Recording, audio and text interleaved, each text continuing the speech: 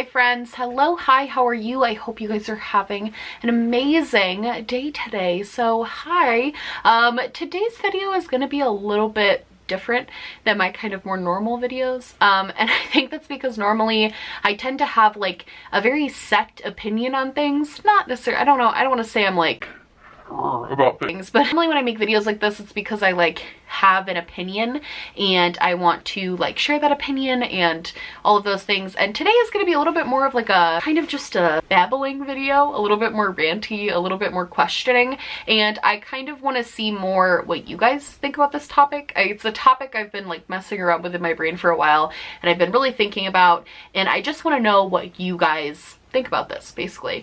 So the topic of today's discussion board is actually about cancel culture and kind of what is the point of cancel culture, and not in the sense of like, oh my god, what a snowflake. Why do we even care about these things? Who cares if they said the N-word 2 months ago? It was a different time. Like, we're not talking about that. Obviously, I understand the point of holding people accountable and making sure that we are, as a society, like not just allowing negative and bad people to rise to fame and fortunes, right? Like, I understand the premise of what cancel culture is supposed to be. Those of you that have been following me a while, you know I really don't like the term cancel culture. I prefer like holding people accountable culture, but it doesn't have as good of a ring to it. I know I have to work on it with the marketing team, but so I think more of my question would be, what is the point of cancel culture in the sense of what is the end goal? What is the end game when we are holding somebody accountable, calling them out, and expecting them to do better? What is our end result? What do we want from doing that? Because every action that you do is to get a reaction, for the most part. If you call to order a pizza, it's because you want the reaction of a delivery driver coming to your home and handing you that pizza. And I think the big reason I started thinking about this was because of a couple different situations. Gabby Hannah was recently in some hot water, and again, for like the 20th time this year, only in February, but she was in kind of some hot water again because she was doing a video about turning herself into an e-girl. And in the video, she was scrolling through an article that talked about e-girls and e-boys, and in that article there was a picture of a girl who had passed away. I'm not going to get into the details of that because the whole point of the drama surrounding it wasn't appropriate to be showing that picture in the first place or bring attention to this girl. But she showed a picture of a girl who had passed away. In the screen capture of the article, it said how she had passed away, and Gabby still kept it in her video, and a lot of people were really outraged by that. They were calling her out. They were saying using a girl who had died and using her story in a video that was going to reach that many people was really insensitive to her family, that profiting off of a video like that was really insensitive, that putting it in a video that had a really light topic like turning yourself into a freaking e-girl was really, really insensitive, and a lot of people called her out. And initially Gabby didn't really seem to be responding to that criticism. She didn't respond to any of it. It appeared, had blurred out like that part of the video, so people knew that she had seen the hate she was getting, but she didn't acknowledge it. And because Gabby this past year now kind of has a history of getting into scandals and then not responding to them or pretending they don't happen, I think a lot of people assumed that she was going to blow this off, and so it kind of blew up into this bigger thing. A week and a half later, when she did eventually upload a response video, when she explained how she didn't know how to handle the situation that she had found herself in, she explained that she reached out to the mother and the family of the girl who had passed and profusely apologized to them. She got their permission to show screenshots of her communicating with them. She had tried to gain an understanding of what the family felt, and she had deleted her video. And she admitted in this apology video that she should have deleted the video much sooner, but that at that point in time she just didn't really know what to do or how to handle the situation, because she felt like anything she were to do would bring more attention to the bad thing that she had done.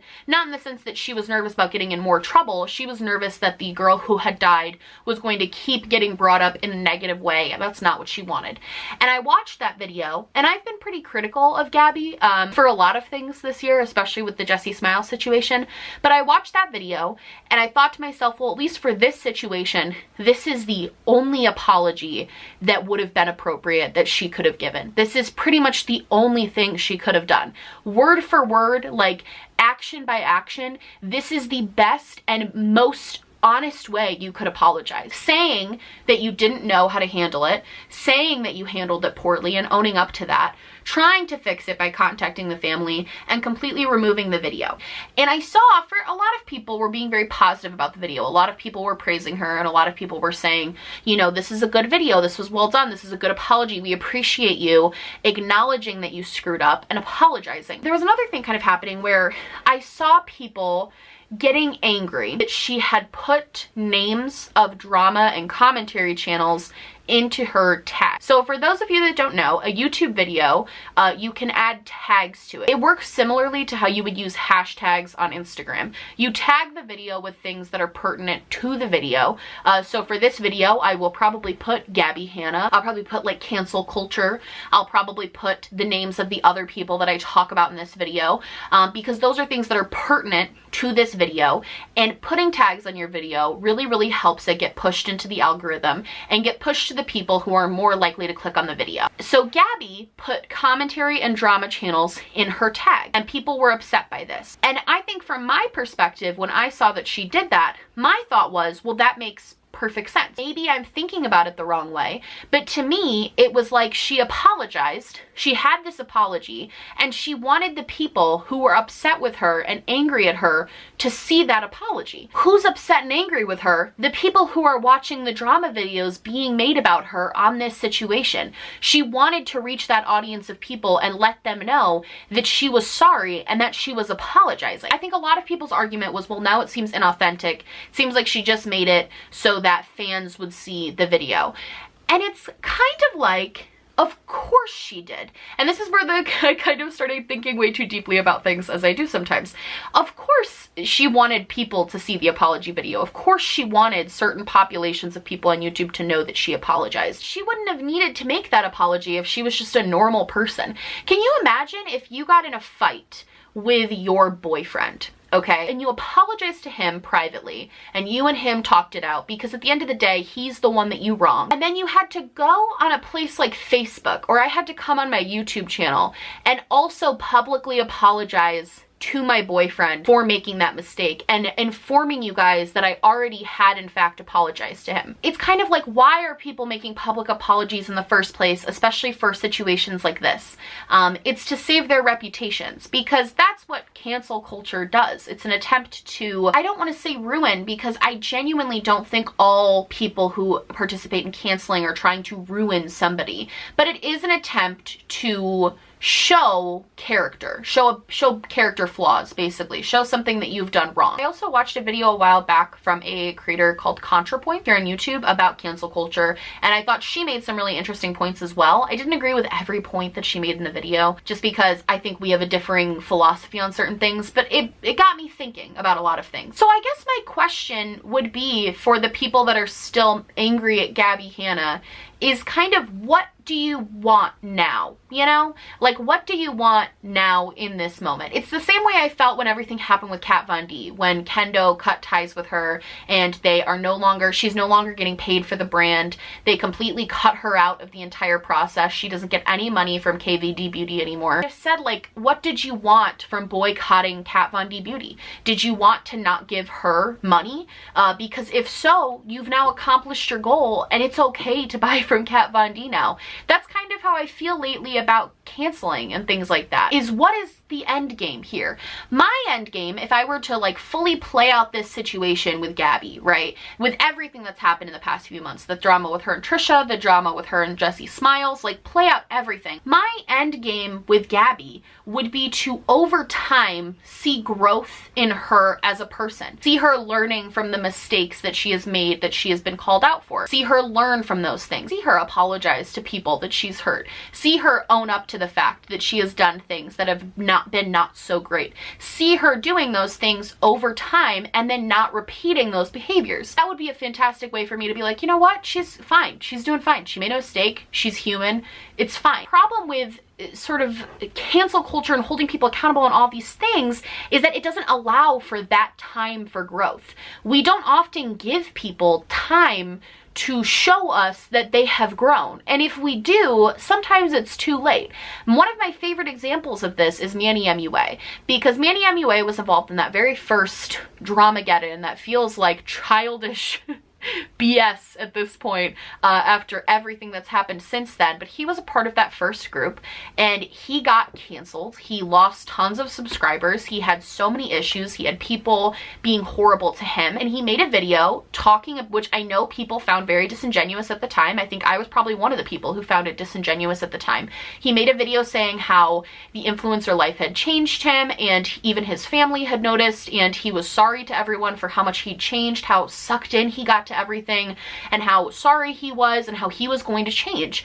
And I kind of forgot about it, to be honest. I forgot about him. And I've checked back in with Manny pretty recently in the past like 6 months, and Manny has grown.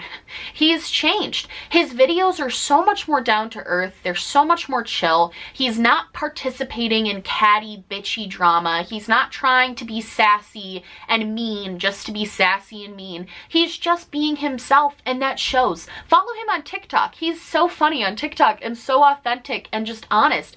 He hasn't been involved in any major type of scandals in the past couple of years. He was just on the Reality House, and he was very popular on there. He is a person who, given time, was able to grow and flourish and show that they could make a mistake, get caught up in something negative, and turn it around and grow into a positive person, which is like literally the goal. Yet people still won't support him. They still want to crap talk him for being a social climber. And I think this is where it gets difficult. I can look at Manny and I can be like, you know what? Yeah, I see so much growth within him. Like, I see him learning from those mistakes and changing. And I feel similarly with like people like Shane Dawson. I look at his entire career from beginning to now, and I'm like, you know what? Yeah, he's grown as a person. Does he still have some opinions that I disagree with? Sure. But he's an opinionated person, just like me. Of course we're gonna disagree. But I see growth. I think about it with Jenna Marbles. I watched some of her earlier videos, and I cannot even believe that it is the same person,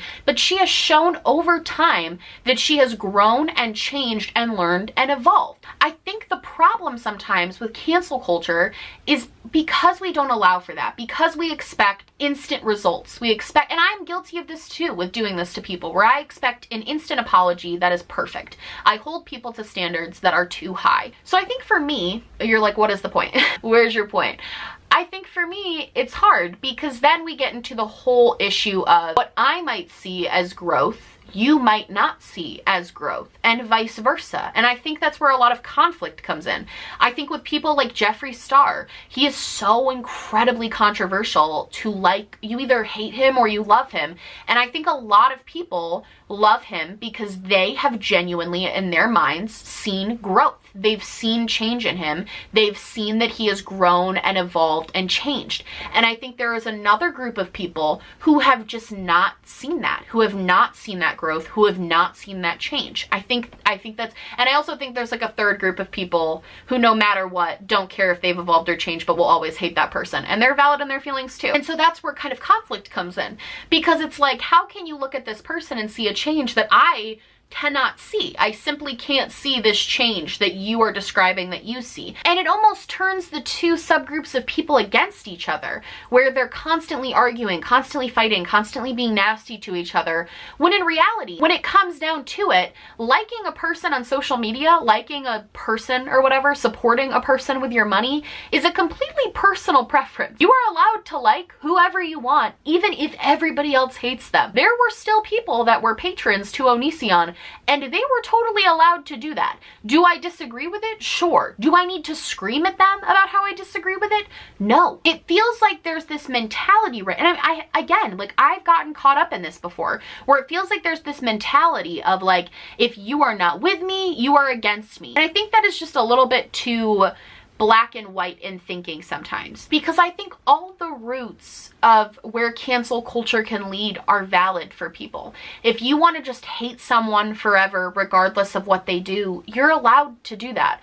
If you want to wait and step back and see how a person evolves and changes, you're allowed to do that. If you want to immediately forgive a person, you're allowed to do those things. And I think for me, if I'm going to come on here and discuss something or discuss someone, I want to have in my head a plan of where that's going to go, where that's going to lead. If I'm gonna sit back and watch, if I'm just kind of done with that person forever and that's that with that. If I don't care, I don't care. But I think just canceling with no plan for the future of how a person could ever do better is beneficial to literally nobody. It doesn't help anybody grow or evolve or change. And I think at the end of the day too, people fuck up.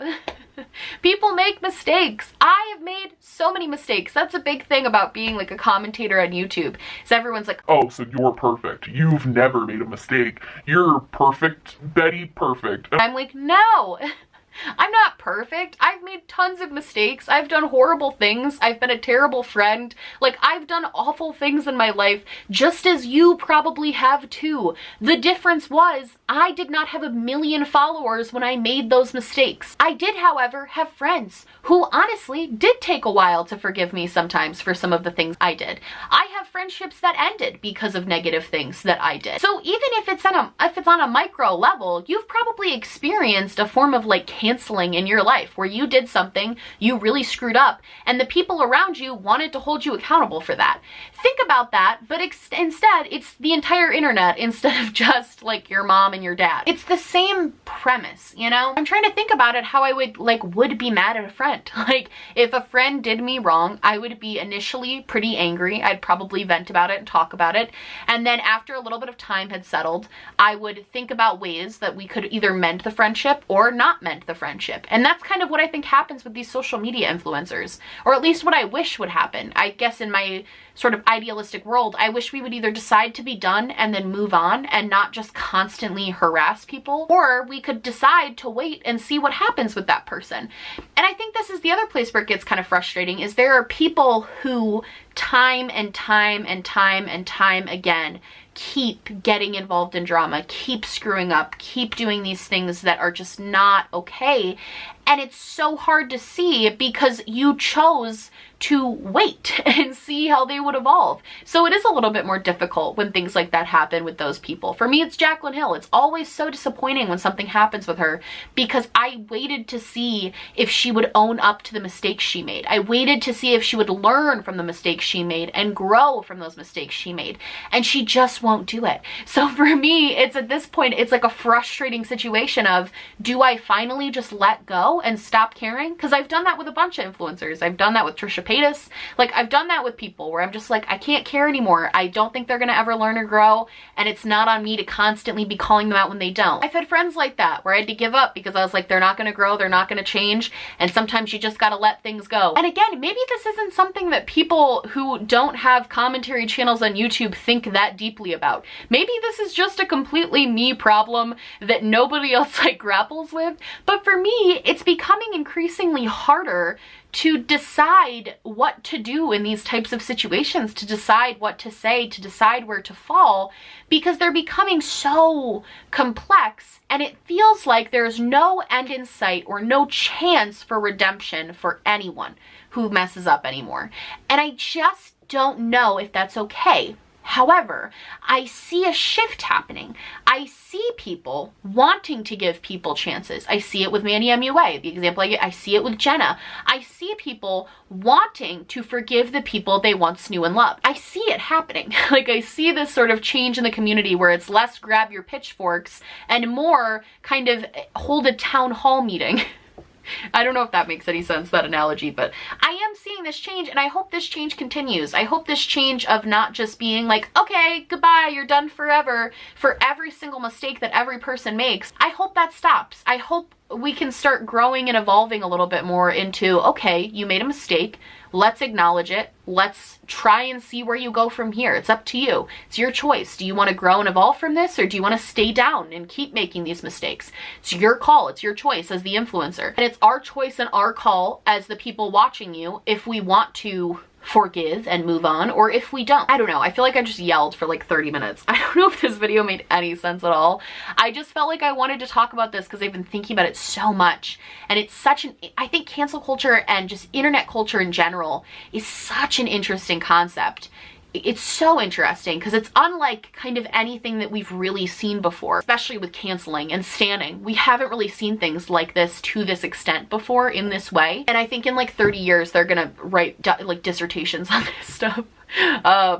But I find it really interesting. And I really want to know what you guys think about this topic, about what you guys think about when you cancel somebody or you're done with somebody. What is your end game? What is the goal? What are you boycotting or what are you canceling? What do you want to come from that action? You know what I mean? Let me know what you guys think about this video. I love you guys so much. I hope you liked this video. If you did, please like and subscribe, or just subscribe, or do neither.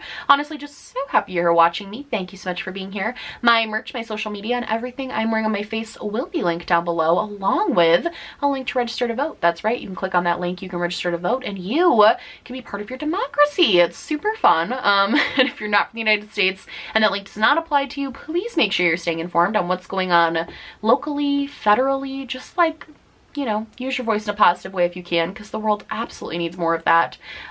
Please let me know what you guys think about this down below. I love you so much, and I will see you in the next one. Bye!